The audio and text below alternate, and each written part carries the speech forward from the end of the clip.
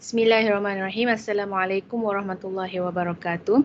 Pada hari ini kumpulan kami akan membentangkan mengenai kitab Fathul Qorib Syarah Matan Abi Syuja'. Kumpulan kami terdiri daripada 5 orang ahli, iaitu saya, Masya Liana, kedua Nuliana, ketiga Nur Fahana, keempat Siti Asia dan yang terakhir Nik Narini. Okey, dalam pembentangan ini kami akan membentangkan mengenai biografi, latar belakang, kaedah penulisan, analisis kandungan, sumbangan terhadap ulum syariah dan penutuplah. Okey, sebelum kita pergi mengenai perbincangan kitab, eloklah kita tahu dulu siapakah pengarang kitab ini. Pengarangnya adalah bernama Syamsuddin Abu Abdillah Muhammad bin Qasim Al-Ghazi. Okay, beliau juga dikenali sebagai Ibnu Al-Ghazi atau nama selainnya itu Ibnu Al-Gharabili. Beliau lahir di kota Gaza pada bulan Rejab tahun 859 Hijrah. Di kota inilah beliau mula menghafal Al-Quran. Bukan itu saja, beliau juga menghafal bait syair seperti Asy-Syatibiyah dalam ilmu qiraat, menghafal kitab Minhaj At-Talibin karya Imam Nawawi, Alfiyah Al-Hadis karya Al-Iraqi, dan sebahagian kitab besarlah seperti Jamu' Al-Jawami karya Imam Tajuddin As-Subki dalam usul fiqh. Seterusnya, beliau pergi ke Kairo, iaitu Mesir pada tahun 881 Hijrah untuk melanjutkan pelajarannya lah, serta beliau menjadi tenaga pengajar di Universiti Al-Azhar. Okey. Beliau juga telah menguasai semua bidang ilmuwan seperti Nahwu Saraf, Sastra, Fiqh, Qawaid Fiqhiyah, Ulum Al-Quran dan Akidah dan lain-lain.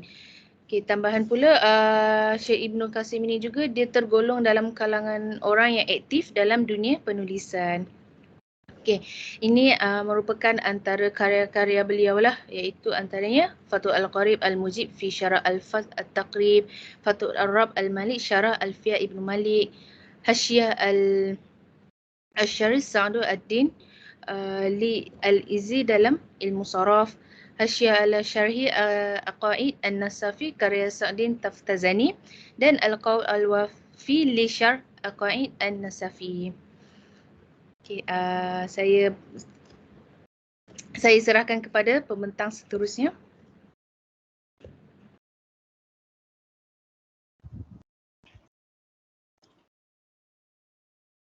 Okey, kita teruskan pembentangan kita hari ini dengan latar belakang penulisan kitab Fathul Qorib.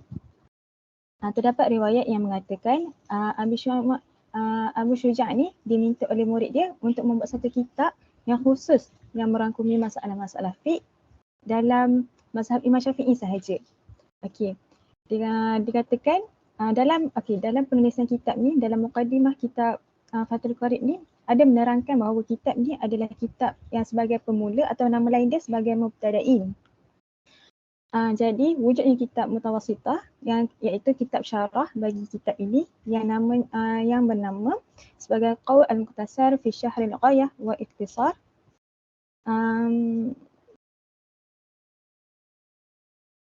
Al-Ikhtisar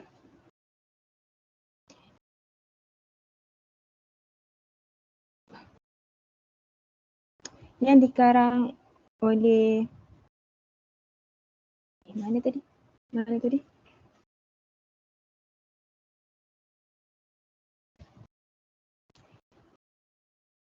Dan seterusnya ada kitab lain juga yang mensyarahkan kitab ini, iaitu yang bernama Kitab Al-Iqna' yang dikarang oleh Al-Khatib Al-Shirbini. Kitab tadi yang sebelum ni saya sebut ini adalah dikarang oleh Taqiyuddin bin Muhammad Husaini Al-Hisni Ad-Damashqi. Okey, penulisan kitab ini dikatakan oleh Al-Ghazi mendapati Abi Syuja' ni dia bersifat berhati-hati, iaitu berikhtisar dalam penulisan dia yang mana menjelaskan hukum dan isu-isu masalah fiqh ni secara ringkas dan dinyatakan tanpa dalil. Jadi wujudnya kitab sebagai pengkerasan dalil masalah fiqh yang bernama kitab tersebut yang bernama At-Tazhib fi Ad-Dalati Al-Matni Al-Ghayati wa Tarkib. yang dikarang oleh Mustafa Dib Al-Bugha. Okey, seterusnya.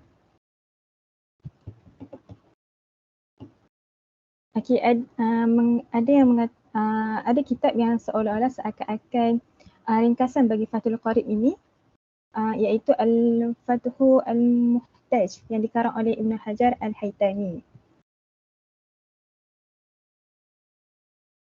Okey, kitab Fathul Qorib ini dikatakan bukanlah semua dalam pendapat muktamad dalam mazhab Imam Syafi'i. Jadi terdapatnya kitab yang menyaring kitab ini yang hanya semata-mata menyatakan kitab muktamad dalam mazhab Imam Syafi'i, iaitu penulisan dari Ibnu Al-Qadi Al-Ajlun dalam kitabnya Umdatu An-Nuzur. Okey, saya juga masukkan penerbit yang pernah antara penerbit yang pernah mencetak kitab Fathul Qorib ni, antaranya Mustafa Al-Lulbi Al-Halibi, seterusnya Al-Mataba'ah Asy-Syarqiyah di Mesir, dan lagi yang lain adalah Al-Mataba'ah Al-Qariyah di Mesir juga, dan ada yang penerbit lain antaranya Dar Khair di Damaskus dan Dar Al-Fajr juga di Damaskus. Jadi saya serahkan pembentangan ini pada pembentang seterusnya. Baiklah, bismillahirrahmanirrahim. Kita sambung kepada kaedah penulisan kitab Fathul Qorib ni. Bagaimana Imam Al-Wazi iaitu bagaimana menulis kitab ini. Yang pertama, beliau memulakan penulisan dengan mukadimah dan bab fiqh yang utama. Dalam kitab ini, penulis memulakan dengan mukadimah dan seterusnya isi kandungannya adalah membincangkan fiqh yang utama, iaitu antaranya fiqh ibadah, fiqh muamalat, munakahat dan juga jinayat. Dan dalam kitab ni juga, kalau kita lihat pada contoh gambaran tu, Kitabut Taharah, iaitu salah satu daripada bab ibadah lah. Seterusnya juga, dalam kitab ni juga hanya menggunakan pandangan mazhab Syafi'i. Yang kedua, penulis menyatakan ta'rif pada setiap bab baharu, iaitu mendatangkan takrif dari sudut bahasa dan juga istilah. Kalau kita lihat contoh gambar di sebelah tu, Kitabus Shalah, dan penulis menerangkan apa yang dimaksudkan dengan as-solah, iaitu daripada segi lughah, iaitu doa dan segi syar'an juga. Sebelum memulakan ataupun membincangkan bab-bab yang seterusnya. Selain itu, kenapa penulis mendatangkan takrif? Kerana di dalam matan, Abi Syuja' tidak mendatangkan takrif. Jadi kalau penulis Al-Wazi ini mendatangkan takrif bagi membantu untuk memahami kitab tersebut pada sebagai tasawuf ar-rawal, iaitu sebagai panduan untuk memahaminya lah. Dan yang seterusnya, iaitu penulis mensyarahkan setiap subtopik yang terdapat dalam bab tersebut. Itulah perbezaan antara matan dan juga kitab syarah, dan kitab Fathul Qorib ni adalah kitab syarah bagi matan Abi Syuja'. Bagi kitab ini akan menerangkanlah secara lebih detail berbanding matan. Dan mestilah kitab ini dalam bahasa Arab, tapi bahasa Arabnya adalah menggunakan bahasa yang mudah difahami kerana kitab ini sesuai untuk mubtadi'.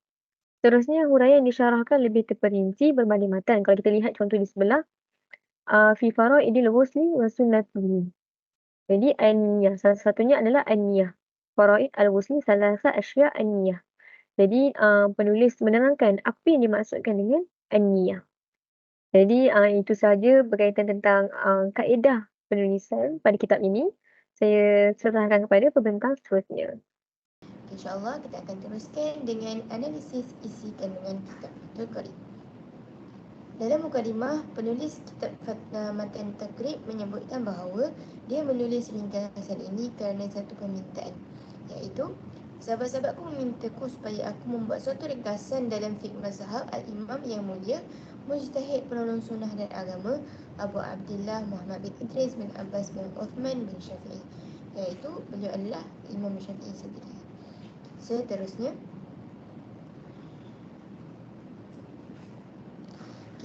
sebagaimana lazimnya kitab fiqh, Pada bahagian pertama kitab Fathul Qorib ini, Al-Ghazi membahaskan tentang beberapa pelaksanaan ibadah yang terdiri daripada 5 perbahasan. Yang pertama, kitab At-Taharah iaitu bersuci. Yang kedua, kitab Ahkamus Salah iaitu solat. Yang ketiga, berkaitan dengan kitab Ahkamus Zakat iaitu zakat. Yang keempat, kitab Ahkamus Siyam dan kitab Ahkamul Haji.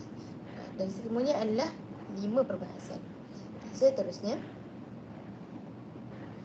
pada bahagian kedua, Al-Ghazi membahas tentang masalah berkaitan muamalat. Pembahasan tentang interaksi sosial dan ekonomi ini dibagi menjadi 2 perbahasan utama. Yang pertama, berkaitan hukum jual beli yang dibolehkan dan sebaliknya, serta muamalat yang pelbagai. Kedua, berkaitan dengan hukum warisan dan wasiat. Kemudian, pada bahagian yang ketiga pula, Al-Ghazi membahas tentang pernikahan dan yang berhubungan dengannya. Bahagian keempat pula, kitab ini membahaskan tentang hukum-hukum yang berkaitan dengan fiqh jinayat yang merangkumi hukuman hudud. Dan pada bahagian terakhir kitab ini, Al-Ghazi membahas tentang hukum berijtihad, haiwan buruan, sembelihan, korban dan makanan, persaingan haiwan dan pertandingan memanah, sumpah dan nazar, keputusan dan persaksian, serta berkaitan dengan pembebasan hamba. Jadi dia teruskan dengan pembentangan yang seterusnya. Jadi saya akan membentangkan sumbangan terhadap ulum syariah. Okay, jadi yang pertama, kitab Fathul Qorib telah memberi sumbangan terhadap ulum syariah kerana menjadi salah satu kitab fiqh utama dalam mazhab Syafi'i. Jadi kitab ini merupakan kitab yang sangat penting dan popular sehingga mendapat gelaran At-Tuhfah As-Saghirah, iaitu seakan-akan kitab Fathul Qorib ini menjadi kitab kecil, iaitu mini version daripada kitab Tuhfatul Muntaj karya Ibnu Hajar Al-Haytami. Jadi kitab pertama, kitab fiqh utama mazhab Syafi'i iaitu kitab Al-Minhaj At-Talibin. Jadi kitab Al-Minhaj At-Talibin ini karya Imam Nawawi. Dua kitab yang membahaskan kitab Minhaj At-Talibin iaitu kitab Nihayatul Muntaj dan juga Tuhfatul Muntaj. Namun perbahasannya agak sukar dan juga mendalam. Jadi terhasillah kitab Tuhfatul jadi terhasillah kitab Fathul Qorib ini untuk membantu masyarakat dalam memahami ilmu fiqh yang lebih mendasar. Perkara ini juga telah disebutkan oleh Al-Ghazi dalam mukadimah beliau, iaitu penghasilan kitab ini juga ditujukan bagi pemula, iaitu al-mubtadi'in, iaitu orang yang baru mulai mempelajari bidang fiqh mazhab Syafi'i. Jadi sumbangan yang kedua terhadap ulum syariah iaitu menjadi rujukan dan material kajian pondok, kajian bagi pondok, universiti dan pelbagai pusat pengajian. Jadi kitab ini banyak menjadi rujukan dan kajian penyelidikan pelbagai bidang, terutama bidang fiqh dan nahwu sorof di seluruh dunia. Okay? Kitab ini juga sering diajarkan di madrasah, universiti, masjid dan seminar. Bahkan Universiti Al-Azhar sendiri menjadikan kitab ini sebagai satu kitab yang wajib dipelajari kerana kandungannya yang mempunyai berbagai ilmu fiqh seperti fiqh ibadah, munakahat, muamalat jinayat dan sebagainya. Okay. Jadi yang ketiga ialah penghasilan kajian melalui penerapan camat ilmu. Jadi kitab Fathul Qorib ini mampu mencambahkan kajian terhadap ilmu dalam bidang yang lain seperti bidang fiqh itu, selain daripada bidang fiqh itu sendiri. Pertama dalam bidang kajian bahasa Arab iaitu nahwu dan sorof. Selain itu kitab ini juga menekankan bidang tasawur iaitu nilai akhlak dan peribadi seorang ulama dan penuntut ilmu. Jadi melalui kitab ini iaitu penghasilan yang begitu halus dan berhati-hati juga dilihat mampu diambil iktibar dan teladan. Okay, jadi sebagai penutup, kitab Fathul Qorib ini merupakan kitab syarah yang ringkas dan mudah difahami bagi umat Islam. Okay. Kitab yang ringkas ini merangkumi semua pembahagian fiqh ibadah, muamalat, munakahat, jinayat dan sebagainya. Kitab yang mengajarkan tata cara beribadah dengan baik dan benar dan menurut Fahmi Fandisha dalam penelitiannya menemukan bahawa dengan kita mempelajari kitab Fathul Qorib ini mampu meningkatkan ubudiyah seseorang lah, dan juga penelitian terhadap ringkasan Abu Syuja' ini menunjukkan sifat yang berhati-hati dan telus dalam menyampaikan ilmu. Dan yang terakhir, sumbangan kitab Fathul Qorib ini merupakan antara sumbangan keilmuan yang terhebat dalam bidang fiqh mazhab Syafi'i kerana mampu membuka satu jalan keilmuan, juga solusi bagi masyarakat pelbagai lapisan serta penerapan ilmu lain, iaitu dalam bidang bahasa Arab dan tasawur, iaitu pendekatan sebagai penuntut ilmu.